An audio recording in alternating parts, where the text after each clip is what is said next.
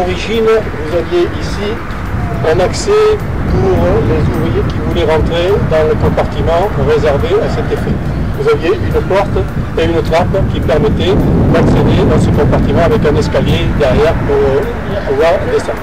On a donc tout supprimé ceci puisque ça n'a plus raison d'être et on le remplace par une trappe de visite.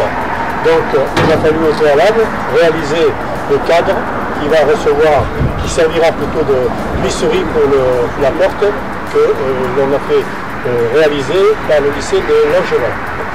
Donc il a fallu couper aux bonnes dimensions le cadre pour pouvoir le mettre ici, le présenter ici et qui s'adapte parfaitement avec cette porte. Voilà.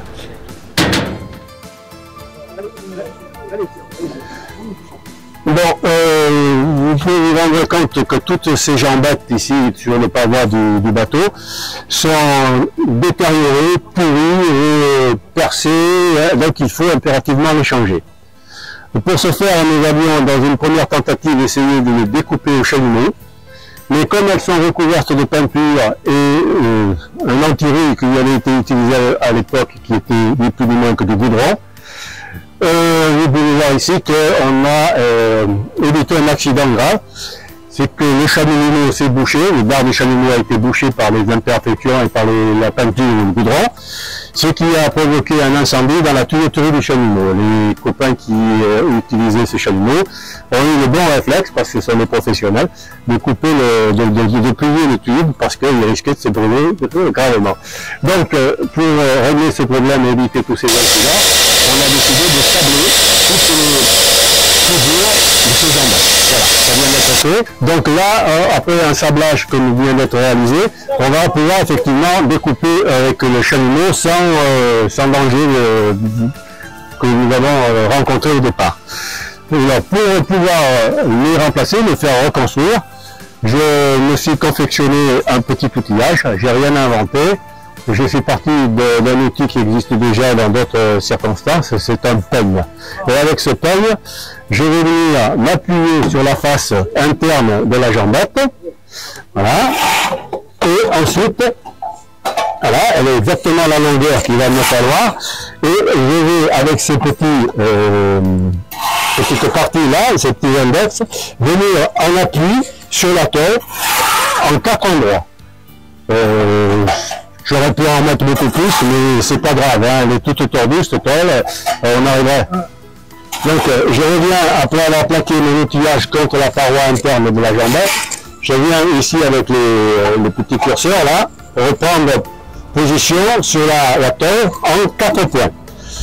Une fois que j'ai relevé ces 4 points, je vais donc pouvoir après aller sur ma table de dessin, retracer la génératrice courbe de la tôle de pavois du bateau. C'est ce qui m'intéresse pour pouvoir réaliser une jambette et pouvoir la souder en place.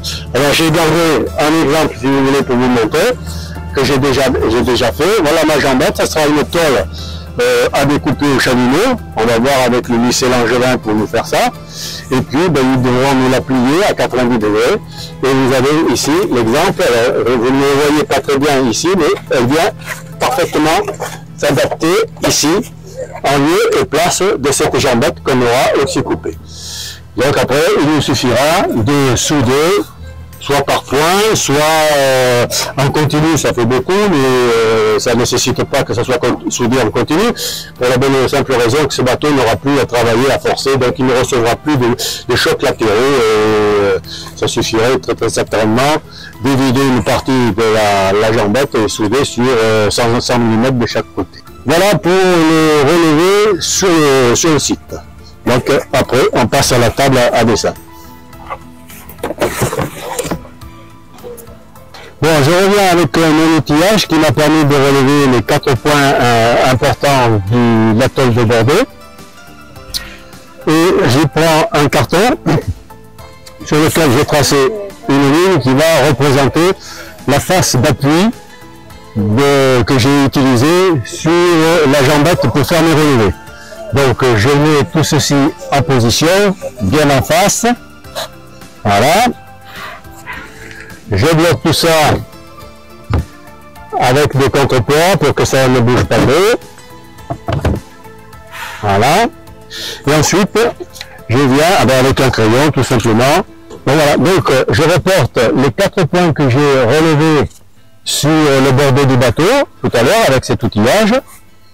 Voilà. Et je vais venir à l'aide de mon réglé qui est souple à souhait, recouvrir les 4 points que j'ai tracés.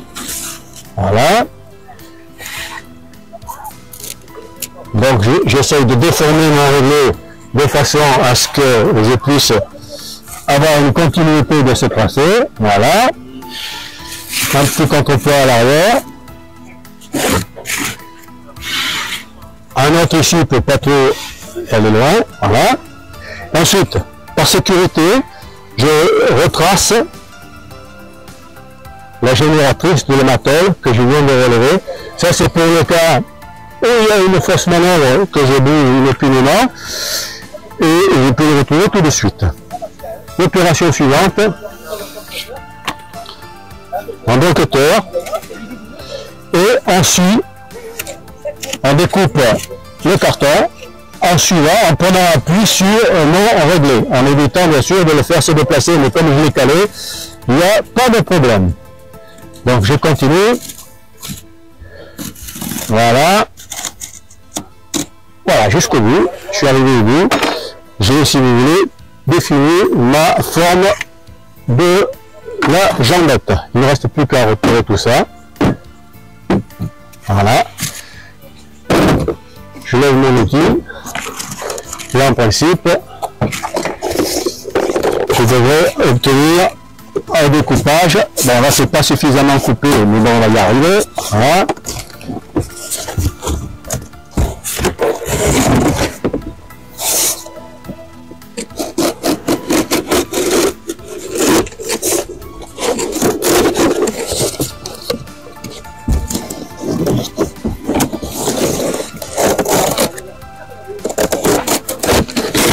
Voilà.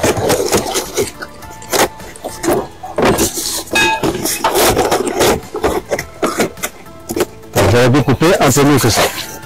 Voilà, il ne me reste plus qu'une chose à faire. C'est celle-ci. Découper de façon à obtenir ma surface d'appui que j'avais tout à l'heure utilisée pour tracer ma forme. Alors pour faire ça, je fais ça, je recoupe encore sans déborder de l'autre côté mon gabarit en carton. Voilà, il ne reste plus qu'à déplier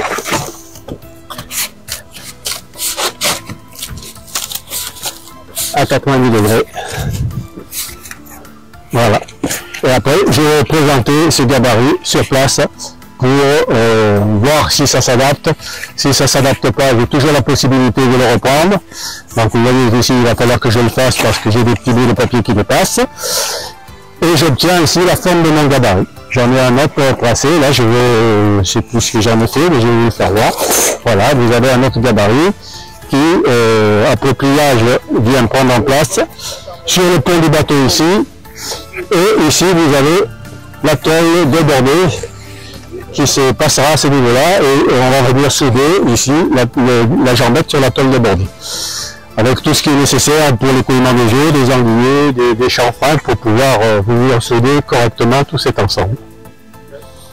Voilà, on a 5 fois ceci à faire sur chaque côté, bâbord et tribord de la plage avant du laborieux.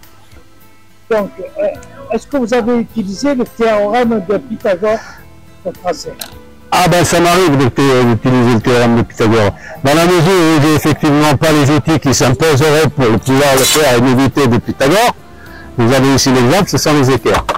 Bon, ça c'est Pythagore, on l'utilisait et je prenais l'exemple lorsque j'avais, puisque vous m'avez posé la question tout à l'heure, j'ai eu le bonheur de faire éducateur en mathématiques, en dessin et en mécanique à l'école d'apprentissage des chantiers. Entre parenthèses, il y a un ancien apprenti qui travaille avec nous et on s'entend à merveille. C'est lui qui m'apprend les choses maintenant. Donc, j'ai toujours aimé citer des exemples concrets de ce genre de théorème de Pythagore. L'exemple le plus concret, c'est quand vous aviez des ouvriers qui travaillaient sur les plateformes à l'extérieur, qui montaient une muraille de bateau. Il fallait qu'elle soit véritablement verticale, cette muraille. Qu'est-ce qu'on peut évoquer que dire, voilà, sur la muraille, on trace un côté de l'angle droit, l'autre côté de l'angle droit qui sera la base, et on mettra une pontille qui sera l'hypoténuse du triangle, et on a mis plus ou moins la théorie du théorème de Pythagore, l'application du théorème de Pythagore. Voilà. Et après, pour l'ensemble de tous les métiers qui en découlent.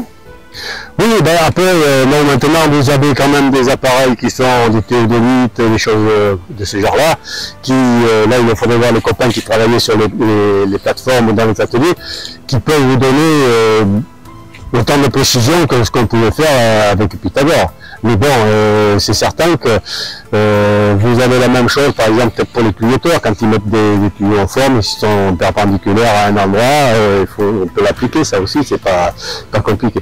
Mais bon, je n'ai jamais fait attention particulièrement dans les ateliers s'ils le faisaient. Moi, c'était surtout sur les plateformes de montage que je pouvais rencontrer ce genre de choses. Voilà. Les mathématiques à qui vous appreniez, c'était à tous les corps de métier. Absolument. J'avais 2 sections parfois qui regroupaient différentes corporations. Vous aviez des traceurs, vous aviez des électriciens, vous aviez des tuyauteurs et vous aviez des soudeurs. Voilà les quatre groupes qui formaient les étudiants en préparation du CAP à l'école d'apprentissage. Alors, je pense que vous pouvez questionner notre ancien collègue là. Il y avait quand même un gros avantage à cette école d'apprentissage. C'est que pour l'avoir fait pendant 17 ans, 18 ans, le coefficient de réussite au CAP variait entre 98 et 100%. C'est simple. Oui, là. Pourquoi? Tout simplement parce que vous aviez des formateurs en atelier, des chefs, des professeurs de tuyauterie, chaudronnerie, soudure, tout ça, qui avaient l'habitude de travailler au chantier, ils savaient ce que c'était. Ensuite, les gars avaient un outillage personnel, ils devaient gérer l'outillage, l'entretenir et en faire quelque chose de sérieux. Je peux vous dire que dans d'autres circonstances que j'ai eu à fréquenter, je me suis rendu compte que ce n'était pas toujours le cas dans certains lycées. Vous aviez dans certains cas 2 ou 3 caisses d'outillage pour une dizaine ou une quinzaine d'individus. C'est vraiment, bon, c'est pas sérieux. Mais on avait cet avantage. Chaque candidat avait sa caisse. Et ensuite, il y a une chose qui n'était pas négligeable, c'est qu'on n'avait pratiquement jamais de problème de discipline avec ces gens-là.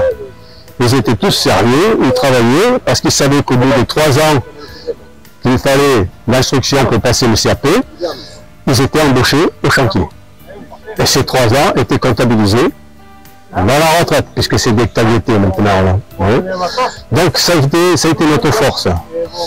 Notre force aussi, elle a été que quand on a sélectionné ces gens-là, je me souviens la première année où j'ai fait ça, j'ai corrigé avec d'autres personnes les épreuves de 400 candidats, je dis bien 400, alors que nous en voulions seulement 100. Donc vous imaginez qu'il y avait une très très belle sélection. On ne prenait pas n'importe qui. Voilà. Et on n'a pas regretté, hein. On a eu des bonnes personnes que l'on a rencontrées et qui ont bien fait leur chemin. Hein. Et même après, avec les circonstances qu'on a connues, qui ont très bien fait leur chemin à l'Arsenal, parce qu'ils ont eu la chance d'avoir été pris par l'Arsenal, et ils ont continué, ils ont évolué, et on a une certaine satisfaction de ce côté-là. On ne regrette pas, on est content. Ils ont bossé, tant mieux, on leur a donné les moyens. Ils en ont profité, et c'est ce qu'il faut. Je souhaite que ce soit partout pareil, c'est pas trop le cas. Merci. Super.